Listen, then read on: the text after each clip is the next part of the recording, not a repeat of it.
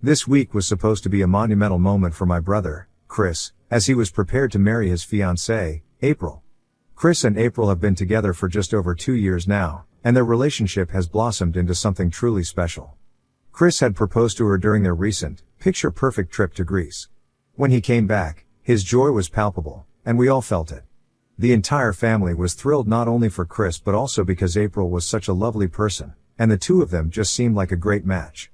It felt like everything was falling into place. As the wedding plans unfolded, April, it turned out, had always dreamed of having a grand, almost fairy tale-like wedding, and Chris, being the devoted partner he is, was ready to make that dream a reality. He didn't want anything to be less than perfect for her.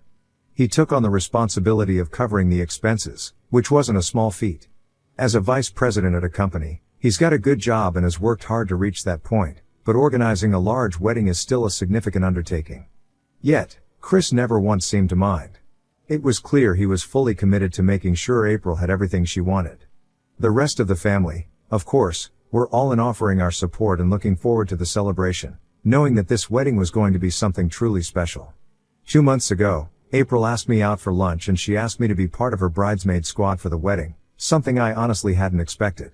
You see, I have just recently moved back home after having lived far away from my family for the past few years, so April and I hadn't had many chances to get to know each other closely. Before this lunch, we had only probably interacted a handful of times at family gatherings or events whenever I was in town. So, I was a bit surprised by her invitation.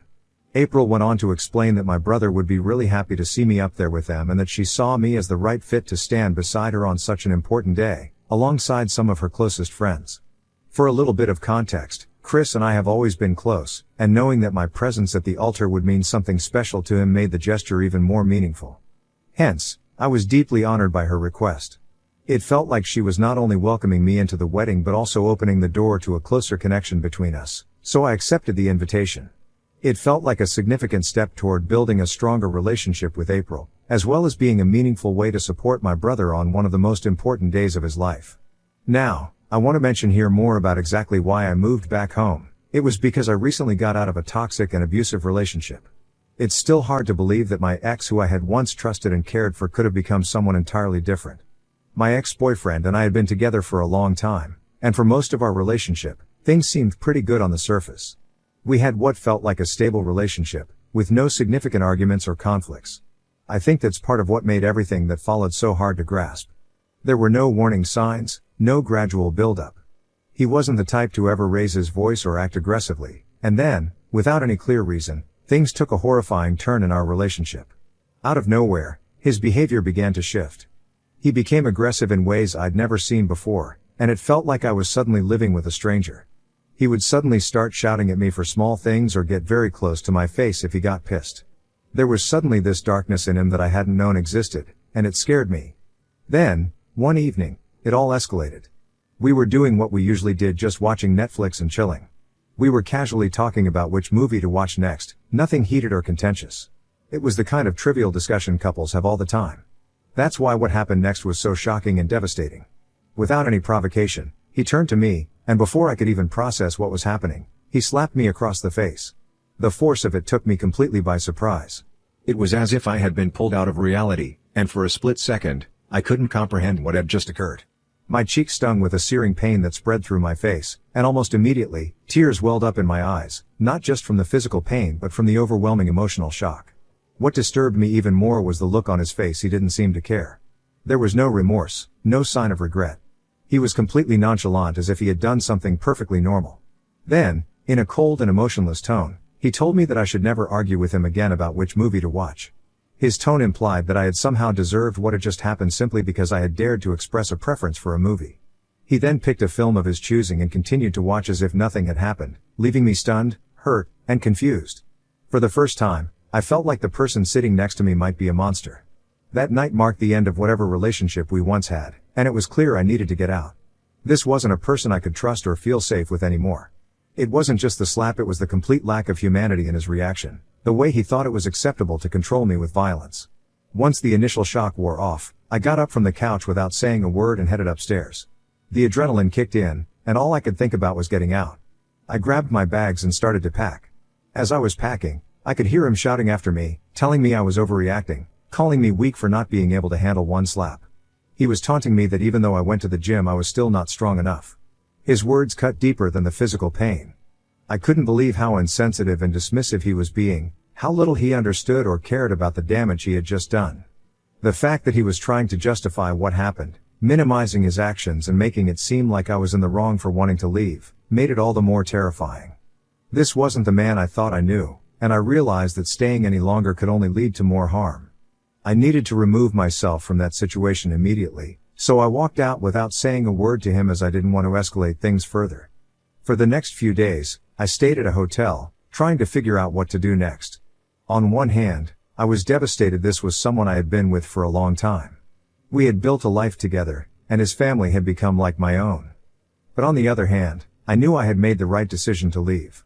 There was no going back after what had happened, no way to undo the damage or trust him again. When his parents found out what had happened, they reached out to me. I knew they would eventually. After all, they had always considered me a part of their family, and it wasn't like me to just disappear without explanation. When they called, I told them everything. I didn't hold back about how his behavior had changed so drastically in recent months, how he had become more aggressive and controlling, and of course, how it all culminated in that night when he hit me. To my relief, they were concerned too. They almost couldn't believe what I was telling them, and like me, they struggled to reconcile this version of him with the son they thought they knew. They agreed that this wasn't like him at all, and they acknowledged how serious the situation had become. I think it was hard for them to hear, but at least they didn't try to defend his actions or dismiss my experience. That gave me some comfort, knowing that I wasn't alone in recognizing how wrong his behavior was. Everyone who knew him, including his own family, would have said the same thing. This wasn't the person we knew, and something had clearly gone very wrong. That week, his parents visited him, and they also noticed something was seriously off. It was the way he was acting in general, erratic and out of character. Alarmed by what they saw, they decided to take him to the hospital to get him checked out. It was during that visit that they discovered he had a brain tumor. The news was shocking, to say the least. Suddenly, everything that had happened, all of his strange behavior, the aggression, and the sudden shift in his personality, started to make sense. It wasn't that he had become abusive out of nowhere. He had a personality shift because he was dealing with something far beyond his control. The tumor was affecting his behavior in ways none of us could have predicted. When I found out, I was deeply relieved. It meant that the person I had cared for, the person I thought I knew, hadn't suddenly turned into an abuser. His actions were the result of a medical condition that neither of us had known about. I started to feel incredibly guilty for leaving the way I did, even though I had no way of knowing what was really going on at the time. Of course, despite this revelation, it didn't change the fact that things between us had already fallen apart. We both met after his checkup and agreed that it was best for us to go our separate ways. The tumor explained his actions, but it didn't erase what had happened, and I still resented how he had slapped me that night. There was too much hurt, confusion, and fear still lingering, and it wasn't something we could simply move past. So, we made the difficult decision to break up. It was heartbreaking. I had spent so much time with him, and despite everything, I still cared about him deeply. After the breakup, I felt completely lost. It was a lot to process: the trauma of what had happened, the guilt of leaving, and the grief of ending a long-term relationship that I thought would last. That's when I decided to move back home. I needed a fresh start, a change of scenery, and the support of my family to help me heal. This backstory about my ex is essential because it explains a lot about why April started to resent me after she found out about my past relationship. You see, my whole family knows the details of what I went through, and they've been nothing but supportive. They understood how impossible that situation was and why I had no choice but to leave. No one has ever blamed me for walking away from my ex, especially given the circumstances. However, when April found out about what happened, she had a very different reaction. April is quite religious, and her views about relationships and commitment stem heavily from her faith. Whenever we'd get together for any family event leading up to her wedding, whether it was lunch or some casual outing, April would make backhanded comments here and there that left me feeling judged and upset. She made it clear that she thought I had made the wrong decision by leaving my ex. According to her, it was wrong to abandon a partner during difficult times, regardless of the circumstances, and she would talk about how people who leave their loved ones in such situations end up with bad karma. Naturally, this would infuriate me. I was already dealing with my own guilt and heartbreak, trying to come to terms with the fact that I had left someone who was dealing with a serious medical condition, even though his behavior had become abusive. It wasn't like I walked away easily, it was a decision I agonized over. But at the same time, I knew I hadn't been married to my ex, so I had no obligations, and I shouldn't have been expected to stay in a relationship that had turned toxic, especially when his mood swings and aggression were endangering my well-being. Still, April's comments would dig at me, making me feel worse about an already painful situation. I confided in my brother about how much April's remarks bothered me. My brother, though, would try to defend her, explaining that April's upbringing was a bit different than ours and that she had always been taught to stick it out in relationships, hence she felt the way she did. He would urge me not to take her comments too personally, telling me that she wasn't trying to be hurtful. He meant well, but it didn't make things any easier for me. Every time I saw April, I braced myself for some new comment that would make me feel like I was being judged for a decision that I already struggled with. Things took a frustrating turn when April and my brother sent out wedding invitations to everyone. She had graciously given everyone a +1, which I appreciated, but I sent back my RSVP indicating that it would just be me attending. I wasn't bringing anyone, as I was still recovering from my breakup and wasn't in any place to have someone new in my life. To my surprise, April began insisting that I should invite my ex to the wedding. I scoffed at the idea and told her plainly that this was impossible. I hadn't even spoken to him since the breakup, and the idea of inviting him to my brother's wedding, of all places, made no sense whatsoever. I was just beginning to heal, and bringing him into such an intimate family event felt wrong on every level. But April didn't seem to understand that. She kept pushing the idea, repeating how it would be a good gesture and how I should let bygones be bygones. She insisted that he must be suffering after I left him and I should at least invite him to have a good time at their wedding. It felt like she wasn't even trying to understand my feelings about the situation. Normally, I would just nod along and try to ignore her comments like my brother had told me just to keep the peace, but as you can understand, I was starting to get very irritated by her. There was one occasion where she again crossed the line. We were all out for lunch. April had invited her entire bridesmaid squad and we were discussing dresses and other wedding details, trying to enjoy the fun and excitement that comes with wedding planning. But, of course, April found a way to steer the conversation back to my ex. In front of everyone, she brought up the situation again and started telling the other girls how I had been mean for breaking up with that poor fellow after he was diagnosed with a brain tumor. She framed it like I was some heartless woman, who had walked out on him in his hardest time. I could feel the tension rise in the air as she continued to paint me as the villain in front of the other bridesmaids. It was humiliating and infuriating. Here we were, in a supposedly lighthearted setting, talking about dresses and wedding plans, and she was dragging up my most painful personal experience as if it were some casual gossip. The whole thing felt completely inappropriate, and I struggled to keep my composure as the other girls exchanged awkward glances. These girls, April's childhood friends who were going to be her bridesmaids, seemed to share her beliefs and values, likely influenced by their similar religious upbringings. They jumped on the bandwagon and started to bombard me with questions about my ex and our past relationship. Their questioning became relentless, and I could feel my patience slipping away. At that moment, something inside me snapped. This wasn't just about my ex anymore, this was about April's inability to respect my choices and boundaries. Without holding back, I asked April outright what her problem was with me. I demanded to know why she was so obsessed with my breakup and my ex. I had never confronted her directly before, so she was visibly taken aback at first. I could see the shock in her expression. She didn't expect me to question her like this, especially not in front of her friends. Finally, she spluttered out an explanation that left me both shocked and furious. April said that now that she was marrying into our family, she felt that if I could give up so easily on my partner, it reflected poorly not only on my upbringing but ultimately on my brother too. She continued to say how my brother had always told her about my relationship with my ex over the years, and hearing that I left such a long-term relationship without giving it any careful thought reflected negatively on my character and, by extension, on my family and my brother. Her words were like a slap in the face. I couldn't believe what I was hearing. April somehow felt entitled to tell me what I should have done in a situation that she knew only bits and pieces of. The nerve of her, to think that my personal choices had anything to do with her relationship with my brother. I was livid. I firmly told her that my relationship with my ex was none of her business, and it never had been. I pointed out that my decisions in life had nothing to do with my family or my brother. I was done letting her cross that line and made it crystal clear that she needed to respect my boundaries by never bringing this up again. The atmosphere at the table grew tense, and I could feel the awkwardness settle over the group, so I didn't bother to stay there a minute longer and simply left. I had finally said what I needed to say anyway. Since that heated conversation with April, things between us only got worse. She never apologized to me and neither did I. Every time I thought we might be able to move past it, she found new ways to take out her frustration on me. It started with her nitpicking about my bridesmaid dress. April approved everyone else's dresses without any issue, but when it came to mine, she kept changing her mind.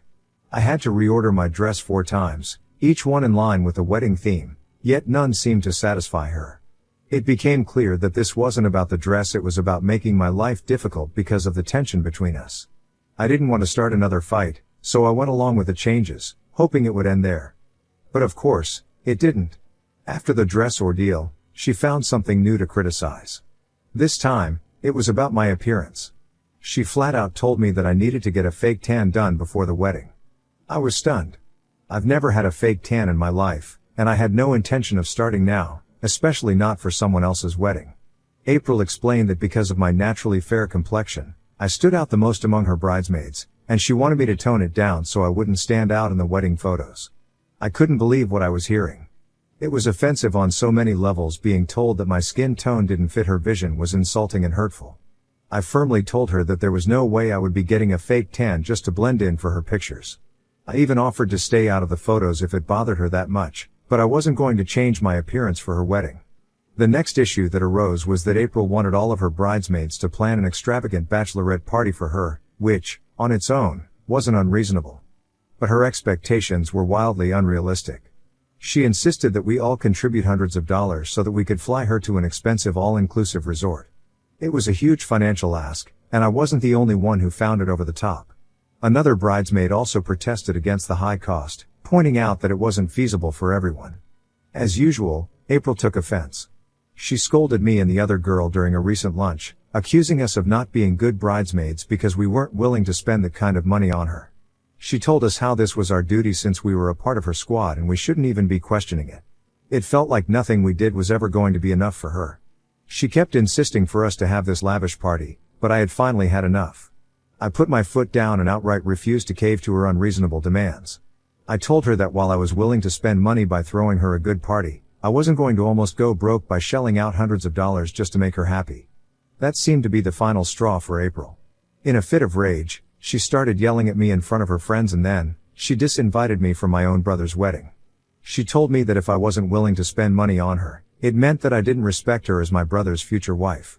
She continued to say that there was no room for ill-wishers like me on their special day and therefore, she didn't want me at her wedding anymore. I was floored. It was unbelievable to me that she would go to such lengths, over something so petty, to completely exclude me from my brother's big day. It wasn't just a personal slight anymore. She was actively trying to cut me out of one of the most important moments in our family's life. I was hurt, angry, and frustrated beyond words. April had gone from making passive-aggressive comments to trying to humiliate me, to now outright banning me from my brother's wedding, all because I wouldn't bow to her ridiculous demands. I wanted to argue with her further, but I reminded myself that my brother loved her and I didn't want to make things difficult for him, so I told her, "Fine. I won't attend your wedding. I hope you have a great time with my brother and the rest of my family." April just ignored me and asked me to leave, so I left. I had accepted things for what it was, even though I wanted to fight with her. However, when my brother found out from the rest of my family that April had uninvited me, he was understandably upset. He called me, to ask for an explanation, and I told him everything that had happened between us. After that, I'm not sure exactly what transpired between April and my brother, but he seemed to have confronted her about it privately, and I guess things must have not gone well because this week, my brother announced to me and the rest of our family that the wedding was off. We were in shock. He was refusing to marry her altogether. Now I feel terrible because my family kind of blames me for this outcome. They are saying it's my fault for refusing to make minor adjustments for April. They believe that by refusing to compromise on certain things, I might have contributed to the tension that led to their fallout.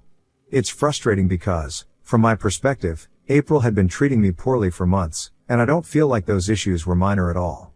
But in their eyes, they think a little more flexibility on my part could have prevented this entire situation. Ida? Update 1. To clarify, my family is supportive of me and understands that April has been hard on me for months. However, they do feel that I could have handled things differently, like giving in to basically all her demands.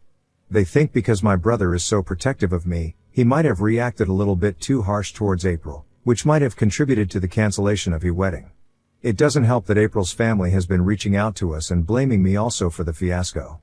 I plan on sitting down with my brother and having a more detailed discussion on this to understand where his mind is at.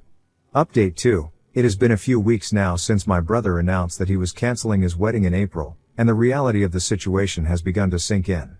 It feels surreal to think about how quickly everything has changed. In the beginning, I was hopeful that things would resolve themselves, and that my brother would find a way to reconcile with April. But as the days turned into weeks, it became increasingly clear that their relationship was beyond repair and he wanted nothing to do with her anymore.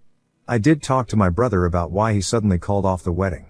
It turns out that April said a lot more nasty things about me and our parents during their fight.